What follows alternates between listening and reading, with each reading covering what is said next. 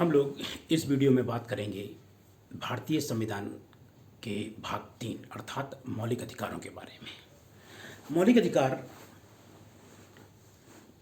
14 से लेकर 32 तक दिए गए हैं।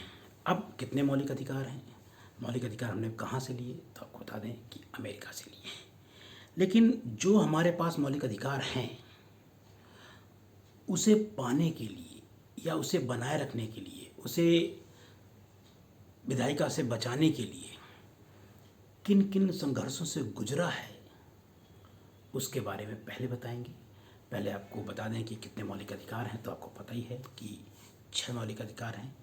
वित्तीय समता का अधिकार 14 से 18, स्वतंत्रता का अधिकार नंबर 2 19 से 22, तीसरा शोषण के विरुद्ध अधिकार 23 और 24, चौथा धार्मिक स्वतंत्रता का अधिकार 25 से 28, 29-30 होगा संस्कृति और शिक्षा संबंधी अधिकार और 32 संवैधानिक उपचारों का अधिकार। 6 मौलिक अधिकार इस समय हैं। 7 मौलिक अधिकार हुआ करते थे। 7वां मौलिक अधिकार हुआ करता था संपत्ति का मौलिक अधिकार, जो अनुच्छेद 31 में और 19 के 1 के 4 में वर्णित था। इसे हटाकर, मतलब संपत्ति के मौलिक अधिकार को हटाकर 44वें संविधान संशोधन द्वारा 300 का में रख दिया गया। अनुच्छेद 300 का में रख दिया गया या 300A में रख दिया गया। इसका आशय क्या हुआ? इसका आशय ये हुआ कि किसी व्यक्ति को विधि के प्राधिकार से ही उसकी संपत्ति से वंचित किया जा सकता है, अन्यथा नहीं। विधि के प्राधिकार क्या है? विधायिका जो विधि बनाएगी उसके तहत, ना कि कार्यपालिका आदेश से। और ऐसा आदेश, ऐसी विधि युक्तियुक्त होनी चाहिए। युक्तियुक्त का मतलब क्या है? मान लीजिए राज्य को सड़क बनानी है, पहले तो आप विधि पारित करिए कि हम सड़क बनाना चाहते हैं और उद्देश्य कैसा है? सार्वजनिक और उचित मुआवजा दीजिए। मतलब कहने का ये, यदि राज्य सरकार सड़क बनाना चाहती है तो आपसे ज़मीन ले लेगी। आप ये नहीं कहोगे हमारे मौलिक अधिकार का हनन हो रहा है। ठीक। अब जो मैं बताना चाहता हूँ कि हमने मौलिक अधिकार कैसे बचा के रखे हैं, क्योंकि संसद के बीच और न्यायपालिका के बीच बहुत जद्दोजहद हुई है। जद्दोजहद की शुरुआत बता देते हैं, फिर उसके बाद हम लोग 14 से 18 के इस पार्ट में जो बात करेंगे, विधि के समता का अधिकार 14 से 18 तक की बात हम लोग करेंगे। लेकिन उससे पहले बता दें कि मौलिक अधिकार हम लोगों ने लिए कहाँ से? तो हमने अमेरिका से लिए।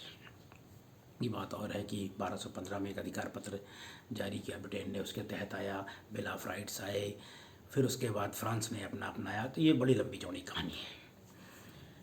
हुआ क्या, एक विवाद आया, शंकरी प्रसाद वर्सेस यूनियन। उसमें ये कहा गया कि संसद यदि 368 के तहत कोई विधि बनाती है, या कह सकते हो कि मौलिक अधिकारों में संशोधन कर सकती है, वो विधि के अंतर्गत नहीं आएगी। विधि वही जो हमने पिछले पार्ट 13 में पढ़ा था, वो विधि के अंतर्गत नहीं आएगी। मतलब कोई, कहने का मतलब न्यायालय ऑब्जर्वेशन नहीं कर सकता है। इसी बात को दोहराया किसमें गया? सज्जन सिंह बनाम राजस्थानवाद में कहा गया कि यदि संविधान निर्माताओं को ये सोचा होता कि 368 के तहत उस मौलिक अधिकारों में संशोधन नहीं कर सकते, तो इसके लिए कुछ उन्होंने प्रायोजन रखा होता। कुल मिला के ये तय हो गया था अब तक कि संसद मौलिक अधिकारों में संशोधन कर सकती है और उसकी कहीं पे भी कोई व्याख्या करनी नहीं होगी, कोई उसमें कोई भी आपत्ति नहीं लगेगी। सर्वोच्च न्यायालय इसमें कुछ नहीं कर सकता। फिर एक बात आया, गोलकनाथवाद। 11 सदस्यीय पीठ थे और गोलकनाथवाद में स्पष्ट कर दिया गया कि भाग 3, संविधान के भाग 3 में संशोधन एक विधायी प्रक्रिया है। विधायी प्रक्रिया का वर्णन कहाँ दिया गया है? तो अनुच्छेद 245, 46 और 48 में दिया गया है। जबकि 368 में संविधान संशोधन की प्रक्रिया दी गई है और उसके तहत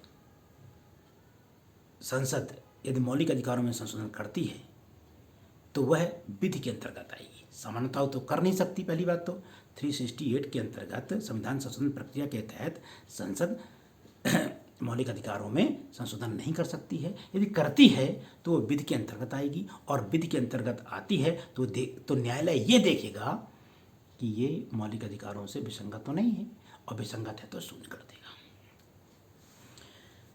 इंदिरा गांधी की उस समय गवर्नमेंट थी, इतनी गुस्सा आई उनको कि अरे ये कैसे हो गया, ये उन्होंने कैसा कर दिया। इसके लिए उन्होंने तुरंत 24वां संविधान संशोधन पेश किया। सबसे अधिक संविधान संशोधन इंदिरा गांधी के समय हुए हैं, ये आपको पता ही है। उन्होंने पेश किया और क्या कहा, जहाँ 368 आर्टिकल में क्या लिखा है, संविधान संशोधन की प्रक्रिया, उसकी जगह क्या कर दिया उन्होंने, संविधान संशोधन की प्रक्रिया और उसकी संविधान संशोधन की प्रक्रिया और संसद की शक्ति। और फिर क्या कह दिया, यदि इसके तहत कोई करते हैं तो क्या नहीं करेंगे, 13(4) जोड़ दिया कि अब वो विधि के अंतर्गत नहीं आएगा। फिर प्रश्न उठा कि ये सही है कि नहीं है। तो अब तक के हिंदुस्तान की सबसे बड़ी पीठ सीकरी साहब हेड थे, केशवानंद भारती बनाम यूनियन। क्या कहा गया उसमें कि भाई ये जो बात कही जा रही है वो सही है कि नहीं है, मतलब संसद ऐसे विधि बना सकता है। तो केशवानंद भारती की पीठ में जो निर्णय आया वो ये कहा कि भाई देखो, संसद सर्वोच्च है लेकिन उसकी शक्तियाँ असीमित नहीं है। संसद 368 के तहत संविधान के किसी भी भाग में अर्थात मौलिक अधिकार में संशोधन कर सकती है, किंतु ये जो किंतु है बहुत महत्वपूर्ण है, किंतु संविधान के मूल ढांचे में परिवर्तन नहीं कर सकती है। और मूल ढांचा क्या है, तो कह दिया गया मूल ढांचा की कोई लिस्ट नहीं बनाई जा सकती। मूल ढांचा जो है मौलिक अधिकार है, और ये जो चीज़ें उसकी लिस्ट नहीं बनाई जा सकती। ये गतिशील परंपरा है, जो भी चीज़ मौलिक अधिकारों को प्राप्त करने के लिए आवश्यक है, कोई भी विधि हो, वो मौलिक अधिकार के अंतर्गत आएगी। इंदिरा गांधी को इतनी गुस्सा आई, उनका ये क्या हो सकता है। तुरंत जैसे ही जस्टिस साहब हटे तो उन्होंने क्या किया, 3 जज हुआ करते थे उनसे सीनियर, शैलट, जस्टिस शैलट, हेगड़े, शैलट थे, हेगड़े थे, एक और कोई थे, 3 थे जो सीनियरिटी लिस्ट में थे। आप बताइए, उनको छोड़ के चौथे नंबर के जज को चीफ जस्टिस बना दिया, अजीत नाथ राय को। बड़ा विवाद हुआ, हटाए गए, फिर बात अलग है। फिर केशवानंद भारती वाले वाद के प्रभाव को कम करने के लिए क्या किया इन्होंने, संसद ने एक 42वां संविधान संशोधन जारी किया और कहा कि संसद कोई भी विधि बनाएगी उसे कहीं भी चैलेंज नहीं किया जाएगा। ये क्या बात हुई, इसके लिए फिर वाद आया मिनर्वा मिल वर्सेस यूनियन। कहा गया ये तो संविधान के मूलभूत ढांचे का उल्लंघन है। जो संसद कह रही है कोई विधि बनाएंगे तो कोई भी नियम बनाएंगे उसमें कोई चैलेंज नहीं किया जा सकता, ये क्या है, संविधान के मूलभूत ढांचे का उल्लंघन है। तब जाके ये गवर्नमेंट शांत हुई। फिर तो तय कर दिया गया, पश्चिम बंगाल स्टेट बनाम पश्चिम बंगाल डेमोक्रेटिक राइट्स वाला बात था आया कि भाई जो मौलिक अधिकार दिए गए हैं लोगों के जीवन के उत्थान के लिए दिए गए हैं, इन्हें कोई हटा नहीं सकता, कोई छीन नहीं सकता, और किसी भी नियम और कानून के द्वारा इन्हें सीमित नहीं किया जा सकता, अर्थात कम नहीं किया जा सकता। तब जाके ये मौलिक अधिकार बच पाए हैं। तो इसमें केस कौन से याद रखते हैं हम लोग, शंकरी प्रसाद बनाम यूनियन, सज्जन सिंह, गोलकनाथ, केशवानंद भारती, मिनर्वा मिल, ये 5-6 केसेस हैं। बहुत है, खासकर केशवानंद भारती तो बहुत ज़्यादा आता है कि इसमें तय हुआ था कि मूलभूत ढांचे का उल्लंघन नहीं कर सकती है। अब हम लोग आते हैं मौलिक अधिकारों के नंबर 1 पे, विधि के समक्ष समता का अधिकार। विधि के समक्ष समता का अधिकार जो 14 से लेके 18 तक वर्णित है। इस वीडियो में हम लोग इतनी ही चर्चा करेंगे। विधि के समक्ष समता और विधियों के समान संरक्षण का अधिकार 14। विधि के समक्ष समता, समता 3 शब्द है, समता ये कहाँ से लिया गया है, ब्रिटेन से। संरक्षण कहाँ से लिया गया है, 4 शब्द का है, तो ये अमेरिका 4 शब्द का। ये क्वेश्चन भी आता है, समता कहाँ से लिया गया है और संरक्षण कहाँ से लिया गया। विधि के समक्ष समता हमने कहाँ से लिया, ब्रिटेन से। विधियों के समान संरक्षण कहाँ से लिया, तो हमने अमेरिका। विधि के समक्ष समता एक नकारात्मक अवधारणा है। क्या है कि जितने भी लोग हैं सबके साथ समान व्यवहार किया जाएगा, कोई बड़ा कोई छोटा नहीं है। केवल अनुच्छेद 361 को छोड़ के राजनयिकों के संबंध में छोड़ के, जबकि संरक्षण का मतलब है समान स्थितियों में समान व्यक्तियों के साथ समान व्यवहार किया जाएगा। और 14 ये भी कहती है कि समता और स्वेच्छाकारिता एक दूसरे के क्या है, निरंकुशता कह सकते हैं, समता और निरंकुशता एक दूसरे के क्या है, शत्रु है। और इसके लिए अनिवार्य है कि कुछ नियम बनाए जाए। ईवी रोयप्पा वर्सेस बाद में एक पूरा क्लासिफिकेशन किया गया है कि अंतरक बोधगम्य होना चाहिए, बोधगम्य अंतरक कोई संबंध होना चाहिए, अंतरक क्या क्या है, लंबा एक मेंस का क्वेश्चन बनता है। ये 14 में वर्णित है। 15 में क्या वर्णित है, क्या नंबर 1, धर्म, मूलवंश, जाति, लिंग और जन्म स्थान।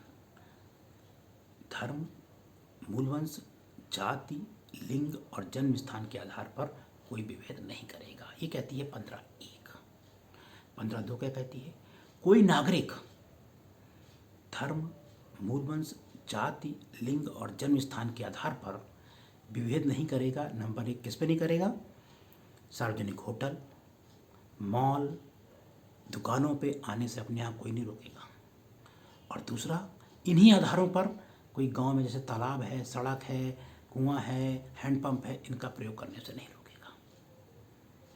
जिसके आधार पर धर्म, मूलवंश, जाति, लिंग और जन्म स्थान पर, मतलब 15(1) और 15(2) तो ये नियम है, और बाकी फिर 15(4) से लेकर 6 तक अपवाद है। 15(3) से लेकर 15(3) में क्या है, 15(3) में क्या कहा गया है कि भाई बच्चों के लिए और स्त्रियों के लिए विशेष कानून बनाए जा सकते हैं उल्लंघन करके, ठीक है भाई, चलेगा। चौथे में क्या है, SC ST को आरक्षण दिया जा सकता है। एक केस आया मद्रास राज्य बनाम चंपक दोराइराजन, उसमें स्पष्ट कर दिया गया कि जाति के आधार पर, कास्ट के आधार पर रिजर्वेशन नहीं मिलेगा। उसके प्रभाव को कम करने के लिए सरकार ने पहला संविधान संशोधन किया और कहा SC ST को आरक्षण दिया जाएगा। ये 4 हो गया, मतलब 15(4). 15(5) प्राइवेट संस्थानों में, मतलब जो अल्पसंख्यक छोड़ के जो प्राइवेट संस्थान है, 93वां संविधान संशोधन 2005 में किया गया, उनमें रिजर्वेशन कर दिया गया। लेकिन अशोक ठाकुरवाद से कहा गया था SC में क्रीमी लेयर नहीं होगा। और 15(6) जो सामान्य वर्ग के लोग हैं ना, इकोनॉमिक वीकर क्लास, EWS, मतलब सामान्य लोगों को भी, जो गरीब लोगों ने भी आरक्षण मिल सकता है, उनका भी ध्यान रखा जाएगा। ये 6 में कह दिया गया। फिर आते हैं हम लोग 16 में। 16 में क्या कहा गया, अवसर की समानता।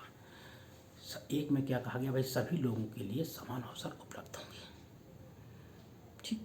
16(1) में। 16(2) में क्या कहा गया, राज्य किसी भी व्यक्ति के साथ धर्म, मूलवंश, जाति, लिंग, जन्म स्थान के आधार पर विभेद नहीं करेगा। ये 16(1) और 16(2) ये नियम बना दिए गए। 16(3) से फिर अपवाद शुरू हो गए। 3 में क्या कहा गया कि भाई आप डोमिसाइल के आधार पर, जन्म स्थान के आधार पर तो हम आरक्षण नहीं दे सकते, नहीं रोकेंगे, लेकिन निवास के आधार पर रोक सकते हैं। उदाहरण कि भाई जैसे कोई आदमी यूपी का है तो उसको उत्तर प्रदेश में रिजर्वेशन मिलता है, लेकिन राजस्थान, मध्य प्रदेश में नहीं मिलेगा, तो डोमिसाइल के आधार पर हो सकता है। ये है 16(3). 16(4) OBC को आरक्षण, OBC पर पिछड़ा होना चाहिए और उसका प्रतिनिधित्व नौकरियों में नहीं होना चाहिए, उसे मिलेगा। ये 16(4). 16(4)A, SC को प्रमोशन में रिजर्वेशन, 77वें संविधान संशोधन द्वारा किया गया, SC को प्रमोशन में रिजर्वेशन। 16(4)B, बैकलॉग कोटा, 81वां संविधान संशोधन। बैकलॉग कोटा क्या है, SC और OBC की जो सीटें इस वर्ष खाली रह गई हैं, अगली बार जब विशेष चयन निकाला जाएगा तो उसमें 50% का जो मानक होता है रिजर्वेशन का, वो मान्य नहीं होगा। 50% का मानक मान्य नहीं होता इसमें।